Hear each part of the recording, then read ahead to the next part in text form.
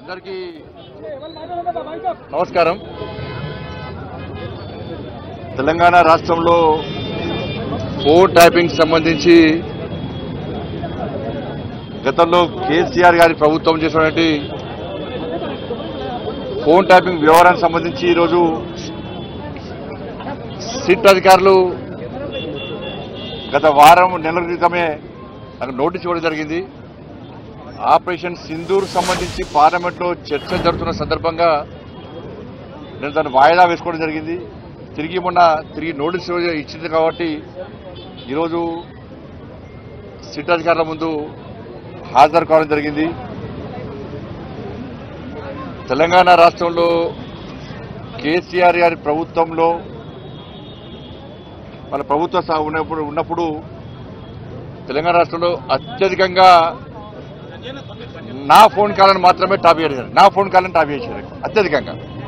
ప్రతి క్షణం, ప్రతి సెకండు, ప్రతిసారి కూడా ప్రతి విషయంలో కూడా నా ఫోన్ ట్యాప్ చేయడము నిజంగా ఇలా చూపించడం అధికారులు చూపించకనే షాకు గురైన అనేక విషయాలు వారు చూపెట్టకనే షాకు గురైన.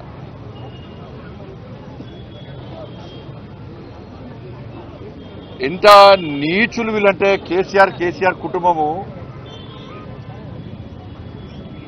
మావోయిస్టులకు సంబంధించి ఫోన్లను ట్యాప్ చేయాలి. ఆ లిస్టులో మా పేర్లు పెట్టారు. మావోయిస్టు లిస్టులో మా పేర్లు పెట్టి మా ఫోన్లను ట్యాప్ చేశారు. నాదే కాదు, అప్పుడు పిసిసి అధ్యక్షుడు ఉన్నటువంటి ఇప్పటి ముఖ్యమంత్రి రేవంత్ రెడ్డి గారి పేరు ఉంది అలా. కేసీఆర్ అల్లుడు హరీష్ రావు పేరు కూడా ఉంది అలా. వాళ్ళ ఫోన్ ట్యాప్ చేశారు. మొట్టమొదటిసారి అసలు ఫస్ట్ బాధితున్నా నేను దీనిలో. నేను మొట్టమొదటిసారి ఫోన్ ట్యాపింగ్ వ్యవహారంలో ఫస్ట్ టైం స్టేట్మెంట్ ఇచ్చింది కూడా నేనే. నేను గతం నుంచి చెప్తున్నా, ఇది మూర్ఖత్వ ప్రభుత్వము. వీళ్ళకు వావి వరుసలు ఏంలో వీళ్ళకు. ఇవాళ మంచి పండుగ, ఇవాళ రేపు ప్రధానమైన పండుగ. బంధాలు అనుబంధాలకు సంబంధించినటువంటి ఇవాళ పండుగలు. ఇవాళ అమ్మవారి పండుగ అనేది వరలక్ష్మి శుక్రవారము, రేపు రాఖీ పండుగ. ఇవాళ ఇన్ని పండుగలైనా కూడా ఇవాళ వేలాది మంది ఇవాళ భారతీయ జనతా పార్టీ కార్యకర్తలు పండుగలు వదిలిపెట్టి తరలి వచ్చారు ఇవాళ. కానీ అప్పుడు కేసీఆర్ ప్రభుత్వంలో వావి వరుస లేవు. వాళ్ళకు తల్లి లేదు, నా తండ్రి లేడు, నా అక్క లేదు, నా చెల్లి లేదు. వాళ్ళకు నా కుటుంబ సభ్యుల ఫోన్ ట్రాప్ చేసారు. నా ఫోను, నా కుటుంబ సభ్యులది, మా సిబ్బందిది, లాస్ట్కు మా ఇంట్లో పనిచేసే వర్కర్లు కూడా. మాది పక్కవేటు సొంత కేసీఆర్ బిడ్డ కూడా ఫోన్ ట్యాప్ చేశారు. కేసీఆర్ అల్లుది కూడా చేశారు. వీళ్ళని ఏమనాలో తెలంగాణ సమాజం ఆలోచించాలి. అధికారులు నా దగ్గర సమాచారం, నేను నిన్న కానీ మొన్న కానీ చాలా మంది మాజీ అధికారులతో మాట్లాడినా, నా దగ్గర ఉన్నటువంటి ఆధారాలు కానీ నాకున్న సమాచారాన్ని కానీ పూర్తిగా వాళ్ళకు రిపోర్ట్ ఇవ్వడం జరిగింది. వాళ్ళు చెప్తున్న విషయాలు ఇంటుంటే ఎంత ఆశ్చర్యం అనిపించిందంటే, ఇంత ఘోరమైనటువంటి పరిస్థితి ఇది. వాళ్ళు చెప్పే విషయాలు ఇంటుంటే నేను ఎప్పుడు ఆందోళన చేసినప్పుడు కూడా, రాష్ట్ర అధ్యక్షుడు ఉన్నప్పుడు పాదయాత్ర చేసినప్పుడు కానీ ఏదైనా ప్రొటెస్ట్ ప్రోగ్రామ్ పోతున్నామంటే ముందే పోలీసు వస్తువులు వెంటనే మా సిబ్బంది ఫోన్ చేయడము, ఎటు పోతున్నారు, ఇవాళ ప్రోగ్రామ్ ఎక్కడా, మీరు ప్రొటెస్ట్ చేద్దాం అనుకుంటున్నారు కదా, ఆ ప్రోగ్రామ్ ఎక్కడా, ఏడే చేస్తున్నారు అని చెప్పించి ముందే అడిగే ప్రయత్నం చేస్తే చాలా సందర్భాల్లో అనుమానాలు వచ్చినాయి. మేము అన్ని సందర్భాల్లో అనుమానం వచ్చిన తర్వాతనే ఈ విషయాన్ని బహిర్గతం చేయడం జరిగింది. ఇవాళ కేసీఆర్ గవర్నమెంట్లో మీరు చూడండి, మీరెవరన్నా, మీ కెమెరామెన్లు ఉన్నారు, రిపోర్టర్లు ఉన్నారు, మీరెవరన్నా మీ కుటుంబ సభ్యులతో కానీ ఎవరన్నా కానీ వాట్సాప్ కాల్ కాకుండా నార్మల్ కాల్ మీరు మాట్లాడారు ఎప్పుడైనా? తెలంగాణ రాష్ట్రంలో కేసీఆర్ ప్రభుత్వం భిక్షాటన చేసే భిక్ష పైన కూడా ఒక ఏమీ తెలియనటువంటి మామూలు వ్యక్తి కూడా వాళ్ళ భార్యతో మాట్లాడాలన్నా ఇద్దరు భార్యాభర్తల ఫోన్లు మూర్ఖులు వీళ్ళు, చండాలులు, నీచ మనుషులు వీళ్ళు. ఎవడన్నా భార్యాభర్తల ఫోన్ వింటారా అన్న ఎవడన్నా? ఇంత సిగ్గుమాల కుటుంబం వీళ్ళది. కేసీఆర్ కొడుకైతే దరిద్రులు వీళ్ళు. ఎవరన్నా తెలంగాణ రాష్ట్రంలో కేసీఆర్ ప్రభుత్వం ఉన్నప్పుడు ఎవ్వరు కూడా నార్మల్ కాళ్ళు మాట్లాడుకోలే.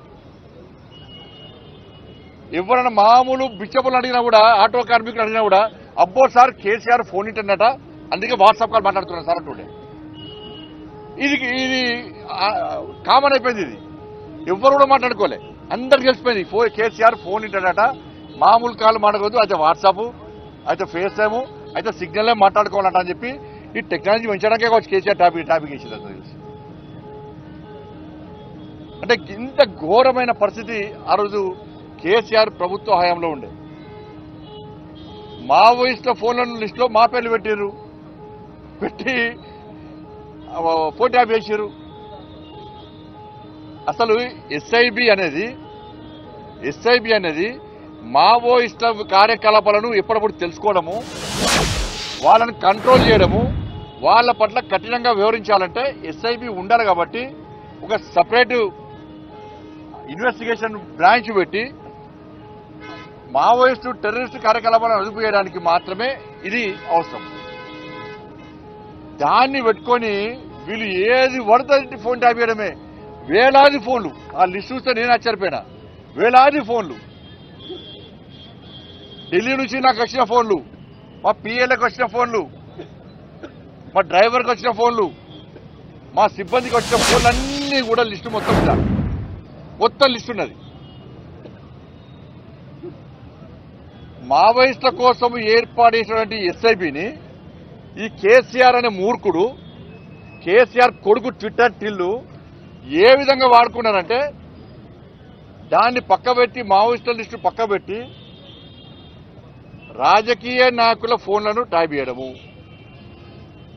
వాళ్ళ సొంత, నేను అందుకే సిట్టాకాలు చెప్పిన, మీరు మమ్మల్నే కాదు బీఆర్ఎస్ పార్టీకి సంబంధించి మంత్రుల ఫోన్ కూడా ట్యాప్ చేసే లిస్ట్ ఉన్నది. బీఆర్ఎస్ సంబంధించి ఎమ్మెల్యేల ఫోన్ కూడా ట్యాప్ చేసిర్రు. కేసీఆర్ బిడ్డది కేసీఆర్ అది కూడా ట్యాప్ చేసిర్రు.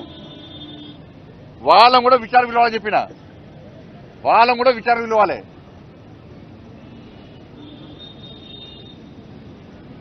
కాబట్టి ఇవన్నీ ఎస్ఐబి అనేది దీనికోసం ప్రారంభించబడింది.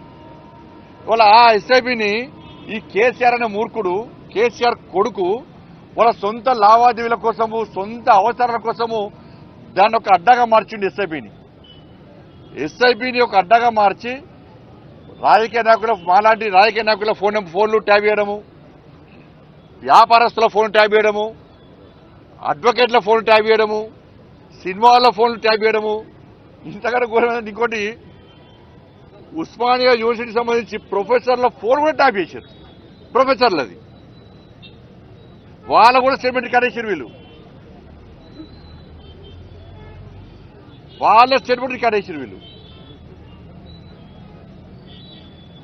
నేను గ్రూప్ 1 ఎగ్జామ్ సంబంధించి పేపర్ లీకేజ్ సంబంధించి ఫైట్ చేస్తుంటే ఆ రోజు అరెస్ట్ చేశాను. నేను ముందుగానే పోలీసు వాళ్ళు మా ఇంటికి వచ్చి నువ్వు పోతున్నావు అని చెప్పని. నీకెట్లా చేస్తుంటే సమాధానం లేదు. ఇక ఇంతకంటే ఘోరం ఇంకో అసలు విషయం ఏంటంటే, ఇంకా ఆశ్చర్యకరమైన విషయం ఏంటంటే, టీఎస్పీఎస్సీ పేపర్ లీకేజ్ కేసును విచారిస్తున్న జడ్జి ఫోన్ కూడా ట్యాప్ చేశారు. హైకోర్టు జడ్జి ఫోన్ కూడా ట్యాప్ చేశారు వీళ్ళు. టీఎస్పీఎస్సీ పేపర్ లీకేజ్ విషయంలో విచారణ చేస్తున్న హైకోర్టు జడ్జి గారి ఫోన్ కూడా వీళ్ళు ట్యాప్ చేశారు. ఇప్పుడున్న ముఖ్యమంత్రి గారు కూడా ట్యాప్ చేశారు అప్పటికి. ఇది దీంతో పాటు అనేక లావాదేవీలకు సంబంధించి వీళ్ళు దీన్ని లబ్ధి పొందిన జిల్లా. అసలు ఈ ప్రభాకర్ రావు అంటోడు, ఈ రాధాకిషోడు పెద్ద లఫంగాలు వీళ్ళిద్దరు ఫాల్తుగాలు వీళ్ళిద్దరు. నేను ఈ భాష మాట్లాడుతూ నాకే సిగ్గనిపిస్తున్నది. వాళ్ళు చేసిన భాగవతం లోపల వాళ్ళు చెప్తుంటే వీళ్ళను సమాజం క్షమించదు. వీళ్ళకు ఉరిశిక్ష చేస్తే ఒక్కసారి చచ్చిపోతారు. ఉరిశిక్ష ఏది వీళ్ళకు. వీడు క్షణం ఆ రోజు నేను కానీ మా పార్టీ కార్యకర్తలు కానీ మా నాయకులు కానీ ఇతర పార్టీ నాయకులను ఎంత క్షోభకు గురి చేసారో ఈ ఫాల్త్ గాళ్ళు ఇద్దరు ఎంత క్షోభకు గురి చేసారో వాళ్ళు చెప్తుంటే విషయాలు చెప్తుంటే నిజంగానే షాక్ గురైనా ఆశ్చర్యం అనిపించింది. గింత నీచులా వీళ్ళు, గింత ఫాల్త్ గాళ్ళ వీళ్ళని వేసింది రేవంత్ రెడ్డి ప్రభుత్వం రేవంత్ గారి ప్రభుత్వం రాగానే కథం ఒకడు అమెరికా వీకిండు, ఇంకో అరెస్ట్ చేయడానికి గిన్ని సంవత్సరాలు పట్టింది. కాపాడే ప్రయత్నం రేవంత్ రెడ్డి ప్రభుత్వం చేస్తున్నది. ఇవాళ ఈ ఎస్ఐబి ఏం చేసిందంటే, నేను మళ్ళీ చెప్తున్నా, కేవలం ఈ ఫోన్ ట్యాపింగ్ రాజకీయ నాయకుల యొక్క వ్యవహారాలు తెచ్చుకోవడం, వాళ్ళని అడ్డుకునే ప్రయత్నం చేయడం అనుగొక్క ప్రయత్నం చేయడంతో పాటు చాలా మంది వ్యాపారస్తుల ఫోన్ కూడా ట్యాప్ చేసారు వీళ్ళు. వాళ్ళ లావాదేవీలు, వాళ్ళ బిజినెస్ ట్రాన్సాక్షన్స్ కానీ వాళ్ళ బిజినెస్ సంబంధించి అన్ని రహస్యాలు తెలుసుకొని ఫోన్ చేసి కేసీఆర్ కొడుకు ఫోన్ చేసి వాళ్ళని బ్లాక్మెయిల్ చేసి వేల కోట్ల రూపాయలు దొబ్బిపోయారంటే గిదే ఫోన్ ట్యాప్ కావాలని. ఇలా నేను అడుగుతున్నా, ఇవాళ రేవంత్ రెడ్డి గారి ప్రభుత్వాన్ని కాంగ్రెస్ ఎగ్జాంపుల్ చెప్తాను. కాంగ్రెస్ పార్టీకి సంబంధించి ఖమ్మం ఎంపీ అభ్యర్థి దగ్గర 7 కోట్ల రూపాయలు పట్టుకున్నారు వీళ్ళు పోలీసు వాళ్ళు బీఆర్ఎస్ గవర్నమెంట్ లో. ఏమైనా పైసలు, ఏమైనా 7 కోట్ల రూపాయలు. ఇట్లా చాలా మంది కాంగ్రెస్ పార్టీ నాయకుల దగ్గర 100ల కోట్ల రూపాయలు వల్ల మీరు సీజ్ చేసి పట్టుకున్నారు. ఏమైనా పైసలని, ఏ అకౌంట్లో పైసలని, ఏడికైనా ఎవరి చేతి పుట్టినాయి అంటే కేసీఆర్ గారు, కేసీఆర్ కొడుకు దగ్గరకు పోయినాయి. ఎవరు చిరుచుకపోయి ఇదే ప్రభాకర్ రావు, రాధాకృష్ణ దగ్గర పైసలు ఇచ్చారు. ఇవాళ 20 కోట్లు దొరికితే టీవీలో బ్రేకింగ్ వస్తుంది, 20 కోట్లు దొరికినాయి అని లీకేజ్ వీలేస్తారు. నెక్స్ట్ కేసీఆర్ కొడుకు ఫోన్ చేసే వెంటనే ఆ 20 కోట్లు 2 కోట్లు అవుతాయి. ఆ 20 కోట్లు 2 కోట్లు అయితే 18 కోట్లు దొబ్బిపోతారు. ఈ 2 కోట్లు రికార్డులో రికవరీ చూపెడతారు. ఇన్ని వేల కోట్ల రూపాయలు ఇవాళ అక్రమాలు జరిగినప్పుడు దీని మీద రేవంత్ రెడ్డి గారి సర్కారు చర్యలు తీసుకునే అవకాశం ఉందా? తీసుకోదు. మరి ఈడీకి లేఖ రాస్తలేరు. ఈడీకి లెటర్ రాస్తే ఇవన్నీ దీని విచారణ జరుపుతారు కదా. ఫైనాన్స్ ట్రాన్సాక్షన్ జరిగింది కదా, వేల కోట్ల రూపాయలు ఇవాళ చేతులు మారినాయి కదా అక్రమంగా. ఇవాళ నేను అడుగుతున్న సిట్ అధికారులు చాలా మంచి ఆఫీసర్లు. ఈ ఇద్దరి అధికారుల మీద మాకు ఏం వ్యతిరేకత లేదు. ఇద్దరు చాలా నిజాయితీ గల ఆఫీసర్లు, మంచి పేరుంది. కానీ మాకు ఉన్న అనుమానం వల్ల ఈ రేవంత్ రెడ్డి గారి సర్కార్ మీద మాత్రమే అనుమానం. సంవత్సరమే 1000 ఫోన్లు ట్యాప్ చేసినట్టు ఆధారాలు దొరికినాయి. మీకు ఎన్ని సంవత్సరాలు నడుపుతారు దీన్ని? ఇంకా ఎన్ని సంవత్సరాలు నడుపుతారు దీన్ని? కమిషన్లు ఇస్తారా, టైం పాస్ చేస్తారా? కమిషన్లు రిపోర్ట్ ఇచ్చాక ఎవరు చెల్లించుకోలేదా? ఇన్ని సంవత్సరాలకి సంవత్సరం దాటింది, ఏ ఒక్క రాజకీయ నాయకుడి మీద అరెస్ట్ చేసిరా మీరు? కేసీఆర్ గారిని, కేసీఆర్ కుటుంబం మీద చర్యలు అరెస్ట్ చేసిరా ఎవరన్నా? ఎందుకంటే ఇద్దరు ఒకటే. నేను ఈ అధికారులు అడుగుతున్నా, వాళ్ళ ప్రభుత్వం అడుగుతున్నా, ముఖ్యమంత్రి గారు ఫోన్ ట్యాప్ చేశారు కదా, ముఖ్యమంత్రి గారిని పిలిచి విచారణ చేసే దమ్ము వీళ్ళకుందా, అధికారం వీళ్ళకుందా? సాక్షాత్తు జడ్జిల ఫోన్ ట్యాప్ చేశారు కదా, జడ్జిలను పిలిచి విచారణ చేసే అధికారం వీళ్ళకుందా?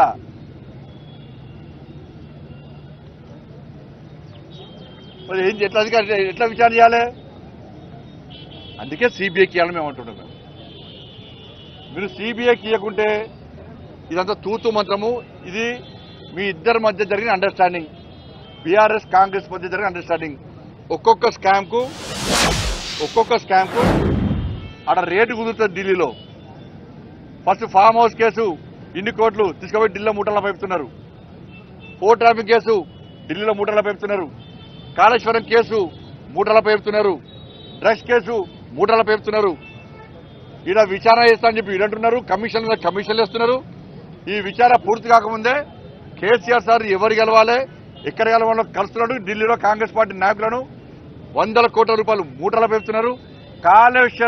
కాళేశ్వరం కేసీఆర్ కుటుంబానికి ఏ విధంగా ఏటీఎంగా మారిందో, ఈ కేసీఆర్ కుటుంబం చేసిన అవినీతి, కాంగ్రెస్ పార్టీ ప్రభుత్వం వేస్తున్న కమిషన్లు అన్ని కూడా ఇలా కాంగ్రెస్ పార్టీకి, ఢిల్లీ నాయకత్వానికి ఒక ఏటీఎం లెక్క మారినాయి.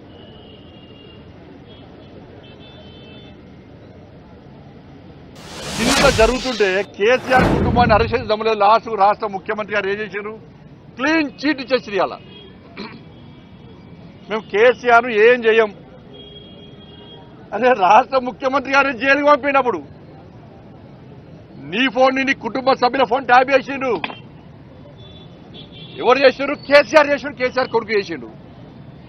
అటువంటి కేసీఆర్ కు క్లీన్ చీట్ ఇచ్చిండు రాష్ట్ర ముఖ్యమంత్రి. అంటే అండర్స్టాండింగ్ చేసుకోండి. కేసీఆర్ ఏం చెప్తే రేవంత్ రెడ్డి గారు గదే చెప్తాడు. కేసీఆర్ గారు ఏం మాట్లాడమంటే రేవంత్ రెడ్డి గారు గదే మాట్లాడతారు. కేసీఆర్ గారి అభిప్రాయం ఏందో రేవంత్ రెడ్డి గారు గదే అభిప్రాయాన్ని బయట చెప్తాడు. వాళ్ళ కేసీఆర్ గారి మీద చర్యలు తీసుకోమని చెప్పి సాక్షాత్తు రాష్ట్ర ముఖ్యమంత్రి గారు క్లీన్ చీట్ ఇచ్చేసిండు. ఎవరు ముఖ్యమంత్రి గారు చెప్తాను నేను. మీకు ఎవరిచ్చిన అధికారం అరెస్ట్ చేయని చెప్పడానికి? రాష్ట్ర ముఖ్యమంత్రి ఎవరు చెప్తే పోలీసు వాళ్ళు కోర్టు చెప్పాలి. అరెస్ట్ చేయాలన్నా వద్దా అనేది ముఖ్యమంత్రి అధికారం ఉందా? అంటే ఇప్పుడు ఏమైంది? అలా అధికారులు మీరు వేసినటువంటి కమిషన్ సంబంధించి ఈ సిట్ కమిషన్ కానీ ఇతర కమిషన్ అధికారులకు ఇండైరెక్ట్ రాష్ట్ర ముఖ్యమంత్రి గారు క్లీన్ చిట్ చేసి మీరు ఏం చేయకండి, మేము టైం పాస్ చేస్తున్నాం, మేము ఎవరిని అరెస్ట్ చేయము అని డైరెక్ట్ గా రాష్ట్ర ముఖ్యమంత్రి గారు క్లీన్ చిట్ కేసీఆర్ కుటుంబానికి ఇచ్చేసేయండి. ఇక మరి ఎందుకు ఈ కమిషన్లు ఎందుకు, ఈ విచారణలు ఎందుకు, ఈ టైం పాస్ పాలిటిక్స్ ఎందుకు? తెలంగాణ సమాజం పిచ్చోళ్ళు అయింది. మేము తెలంగాణ సమాజం ఇన్ని రోజులు కాంగ్రెస్ పార్టీ చేసిందంటే వట్టి అని మొదటి నుంచి చెప్తున్నాం. మేము ఇద్దరి లోపాయకార ఒప్పందం ఉందని ఇద్దరు చెప్తూనే ఉన్నాము. నా ముఖ్యమంత్రి గారి మాటల్లో బయటపడ్డది. సంవత్సరమే ఒక్క కేసీఆర్ కుటుంబం ఎవరైనా అరెస్ట్ చేసినారు? ఎవరైనా ఒక్క రాజకీయాన్ని అక్కడ అరెస్ట్ చేసిరా? కాబట్టి అందుకే మేము మళ్ళా డిమాండ్ చేస్తున్నాం, మీతో కాదు. ఆల్రెడీ మా రాష్ట్ర అధ్యక్షుడు రామచంద్ర గారు గత అంతకుముందే ఈ కేసును సిబిఐకి ఇవ్వాలని చెప్పి హైకోర్టులో పిటిషన్ వేయడం జరిగింది. మా మొదటి నుంచి కూడా కోరుతున్నాం. మేము ఈ ప్రభుత్వం మీద నమ్మకం లేదు, ఈ సిట్కు జడ్జిలను పిలిచే అధికారం లేదు, రాష్ట్ర ముఖ్యమంత్రి గారిని ఇతను పిలిచే అధికారం లేదు. ఇవాళ వేల కోట్ల రూపాయలు లావాదేవీలు స్కామ్ జరిగింది ఫోన్ ట్యాపింగ్ ద్వారా, వాటి మీద విచారణ చేసే అధికారం లేదు. కాబట్టి దీన్ని సిబిఐకి ఇవ్వాలని చెప్పి మేము న్యాయమైన డిమాండ్ చేస్తున్నాం. సిబిఐకి ఇవ్వడంలో మీకున్న అభ్యంతరమేంది?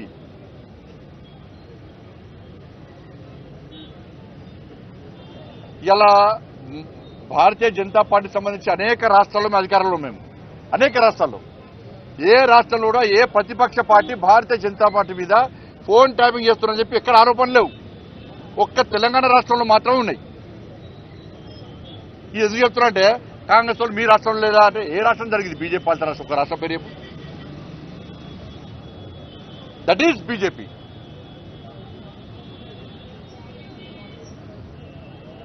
దయచేసి వీటి మీద మాకు నమ్మకం లేదు. అధికారుల మీద ప్రభుత్వం ఒత్తిడి తీసుకొస్తుంది. నేను ముఖ్యమంత్రి గారు మాట్లాడిన తర్వాత తెలంగాణ సమాజానికి పూర్తి అర్థమైపోయింది, బీఆర్ఎస్ కాంగ్రెస్ ఒక్కటే. వీళ్ళు ఏం చర్చించుకోరు. వాళ్ళు గతంలో దోసుకున్నారు, వీళ్ళు ఇప్పుడు దోసుకోవడానికి పోటీ పడుతున్నారు. కాబట్టి వీళ్ళ మీద వాళ్ళు విచారణ జరపరు, వాళ్ళ మీద వీళ్ళు విచారణ జరపరు. కాబట్టి సిబిఐకి అని చెప్పి భారతీయ జనతా పార్టీ డిమాండ్ చేస్తున్నది. ఇవాళ ఏదైతే ఎస్ఐబి సంబంధించి ఉన్నదో అంటే చాలా మంది ఎస్ఐబిలో అధికారులు గతంలో బీఆర్ఎస్ పార్టీ ప్రభుత్వం రాకముందు అనేక మంది ఎస్ఐబిలో అధికారులు నక్సల్స్ విషయంలో ప్రాణత్యాగం చేశారు. చాలా మంది అమరులైన వాళ్ళది బలిదానం అయిపోయారు. అటువంటి ఎస్ఐబిలో ఈ ప్రభాకర్ రావు అంటే రిటైర్మెంట్ అయిపోయింది. అది అయిపోయినాక డిఓటి టెలికాం డిపార్ట్మెంట్ సంబంధించి అధికారులు క్వశ్చన్ చేసిండ్రు. ఎవరిని? బీఆర్ఎస్ పార్టీ ప్రభుత్వాన్ని. అరే ప్రభాకర్ రావు అంటే రిటైర్మెంట్ అయిపోయాడు, అటువంటి వ్యక్తిని ఎస్ఐబిలో మీరు ఏ విధంగా మీరు పెడతారు? చాలా రహస్యాలు మేము ఇలా రికార్డ్ చేయాల్సి వస్తుంది. మావోయిస్టులకు సంబంధించి ఎట్లా పెడతారు అంటే ఈ రాష్ట్ర ముఖ్యమంత్రి ఏం రాసింది తెలుసా? ఈయన ఐజీ అని రాసి రిప్లై ఇచ్చాడు. ఐజీ తప్పుడు రిప్లై ఇచ్చింది ఈయన కేసీఆర్. హోంశాఖ ఏం చెప్తున్నది?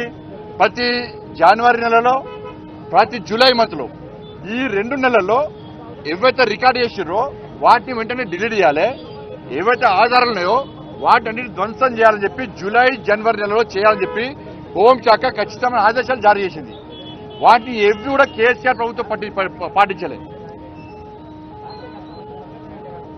కాబట్టి ఇవన్నీ కూడా కేంద్రము కరెక్ట్ విచారణ చేస్తే ఇవన్నీ బయటకు వచ్చే అవకాశాలు ఉన్నాయి. టెలికాం సంబంధించి కానీ, ఈడీకి సంబంధించి కానీ, ఫైనాన్స్ సంబంధించి కానీ ఇవన్నీ కూడా కేంద్రం ఆధీనంలోకి వస్తాయి. కాబట్టి కేంద్రానికి ఇలా సిబిఐకి విచారణ చేస్తే ఇవన్నీ విషయాలు బయటకు వస్తాయి. కాబట్టి అన్ని విషయాలు బయటకు వస్తే కేసీఆర్ కుటుంబం యొక్క బండారం బయటపడుతుంది. అప్పుడు చర్యలు తీసుకోవచ్చు అని చెప్పి మేమంటుంటే, చర్యలే తీసుకోమని చెప్పి రేవంత్ రెడ్డి గారి సర్కార్ అంటుంటే ఇక్కడ తెలంగాణ సమాజం ఆలోచించాల్సిందని కోరుతా ఉన్నాం. ధన్యవాదాలు అన్న. లోపల జరిగిన విషయాలు బయట చెప్పొద్దు. సిట్టికి సంబంధించి నా దగ్గర ఆధారాలు కానీ నా దగ్గర సమాచారం పూర్తి కూడా నేను సమర్పించిన దాన్ని కూడా విచారణ జరపాలని చెప్పి కోరాను నేను.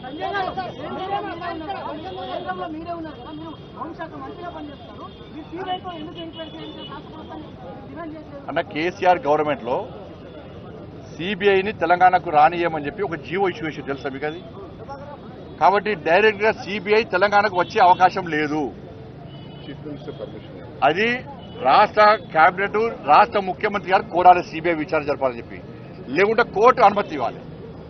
లేకుంటే గింతసేపు అన్న సంవత్సరం చూద్దామా మేము తీసుకుపోయి గొడవల గురించుకపోయి ఒక్క మనిషి కేసీఆర్ కుటుంబం అందరిలో పడుతుంది. మేము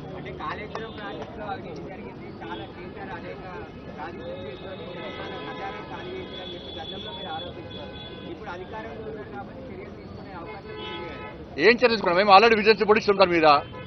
రాష్ట్ర ప్రభుత్వం చర్యలు తీసుకోవాలి. ఏం చేస్తుంది రాష్ట్ర ప్రభుత్వము? మళ్ళీ అసెంబ్లీ పెడతారు. అసెంబ్లీ ఎందుకు పెట్టాలి? క్యాబినెట్ లో చర్చించారు, అసెంబ్లీ ఎందుకు పెట్టాలి? మళ్ళీ విరోధం అనుకుంటారు, తనుకొని చేస్తారు, మళ్ళీ ఒక సినిమా చూపడతారు, మళ్ళీ సంవత్సరం టైంపాస్. మళ్ళీ ఢిల్లీ పోతాడు, మళ్ళీ 3 రోజులు వెళ్తారు, వచ్చేస్తారు. అన్న ఇప్పుడు గిన్ని ఆరోపణలు రాష్ట్ర ముఖ్యమంత్రి గారు ఇప్పుడున్న రేవంత్ రెడ్డి గారు ఆయన అధికారం లేనప్పుడు ఏమన్నాడు? మేము అధికారంలోకి వచ్చిన వెంటనే డ్రగ్స్ కేసు బయట తీస్తాం, ఫామ్ హౌస్ కేసు బయట తీస్తాం, ఫోన్ ట్యాపింగ్ కేసు బయట తీస్తాం, కాళేశ్వరం కేసు బయట తీస్తాం, ఫార్ములా ఈ కేసు బయట తీస్తాం. ఇవన్నీ చెప్పే ఏమే సంవత్సరం ఒక్క కేసీఆర్ కుటుంబాన్ని ఒక్కరు అరెస్ట్ చేసినావా? పోనీ తెలంగాణ సమాజం మొత్తము అరెస్ట్ చేస్తారు కావచ్చు అని కళ్ళకు చూస్తున్నారు. లాస్ట్కు ముఖ్యమంత్రి క్లీన్ చిట్ చేసింది. ఎక్కడి అరెస్ట్ లీగా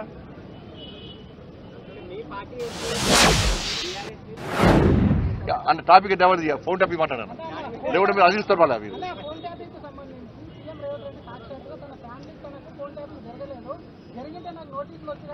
నేను ఇల్లేను, నేను ఎక్కడ చూడలే. ముఖ్యమంత్రి గారు ఫోన్ ట్యాపింగ్ జరగలేదు, నాకు జరగలేదు అన్న విషయం నాకు ఇప్పుడు చూడలేదు. నేను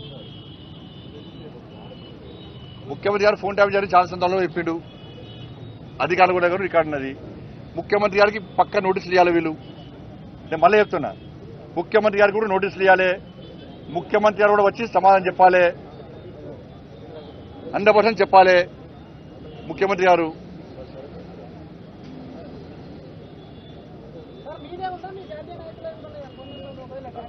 అన్న లిస్టు చూస్తే నువ్వు ఆశ్చర్యపోతావు అన్న. 1000 నెంబర్లు లేదు అలా. ఇక కేసీఆర్ అంటానికి కేసీఆర్ కొడుకు ట్విట్టర్ తినడానికి ఏం పని లేదు. ఇదే పని వాళ్ళకి ఏం పని లేదు. అన్ని ఉన్న పని వారు ఈ 11 సంవత్సరాలు సాధించింది ఏంటి అంటే 1000 కోట్ల రూపాయలు వ్యాపారస్తులై నాయకులై అన్ని ఎలక్షన్ కూడా పట్టుకున్న పైసలు గీసలు అన్ని దుబ్బిపోయి వ్యాపారస్తులు బ్లాక్ మెయిల్ చేసి పైసలు దుబ్బిపోయి అదే సొంత చెల్లెది ఫోన్ ట్యాప్ చేస్తారా అన్న? బిడ్డ చేస్తారా అన్న? ఎవడన్నా అల్లుంది చేస్తారా ఎవడన్నా? ఇక్కడ కాంది ఎవరిది? కేసీఆర్ గారిది. కేసీఆర్ కొడుకు ట్విట్టర్ టిల్లుది. కేసీఆర్ అల్లుందాయా? అల్లు కొడుకెత్తాడు సంతోషరావు. వాళ్ళ ముగ్గురే కాదు నాకు తెలిసి, అందరి అని. బీఆర్ఎస్ పార్టీలో ఉన్న మంత్రులు అయినాయి, ఎమ్మెల్యేలు కూడా అయినాయి.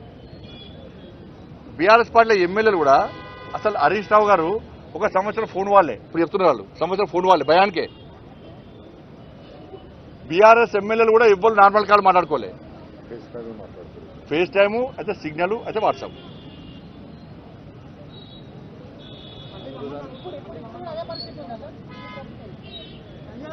ఇప్పుడు నాకే తెలుస్తుంది, మీకే తెలుస్తుంది ఎక్కువ.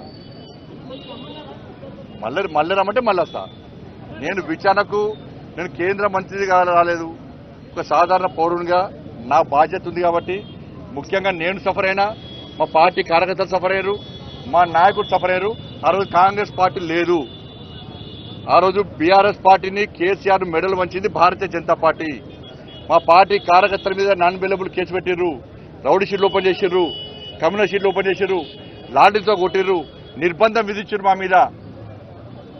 అప్పుడు సఫర్ అయింది మేమే, కాంగ్రెస్ పార్టీ కాదు. మేము సఫర్ అయ్యాను. కాంగ్రెస్ పార్టీలో ఒక రేవంత్ రెడ్డి గారు మాత్రమే సఫర్ అయ్యారు.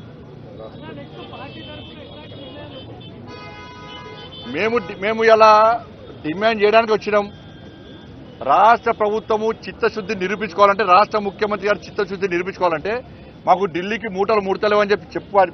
అది నిజం కావాలంటే మీరు వెంటనే సిబిఐకి ఇవ్వాలని చెప్పి డిమాండ్ చేస్తున్నాం. ధన్యవాదాలు.